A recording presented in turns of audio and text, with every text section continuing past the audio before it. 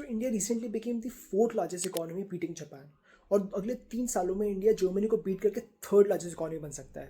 But ये शायद इतनी अच्छी न्यूज़ नहीं है जितना हम शायद सोच रहे हैं। एक और टर्म जो हमें इस इकोनॉमिक ग्रोथ को बेटर एक्सप्लेन कर सकता है वो है GDP per capita purchasing power parity.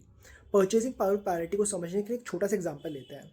Late से इंडिया में ब्रेड ऑन एन एवरेज 40 रुपये की आती है, बट ये सेम ब्रेड अगर आप यूएस में लेने जाओगे तो वो 220 रुपये या $2.5 की पड़ेगी। तो इसके अकॉर्डिंग हम कह सकते हैं कि परचेसिंग पावर में इंडिया के 40 रुपये यूएस के $2.5 के बराबर है। इस सेम लॉजिक को यूज़ करके हम किसी देश का जीडीपी कैलकुलेट कर सकते हैं। Then we divide this GDP by the total population to get कि उस देश का आदमी कितना पैसा कमाता है। This is called GDP per capita, और इंडिया इस लिस्ट में रैंक करता है 123rd out of 189 countries. Countries जैसे कि नेमीबिया और जमैका भी हमसे बेटर है। एक और चीज़ जो बहुत ज़्यादा दिख रही है वो है इनकम इनक्वालिटी।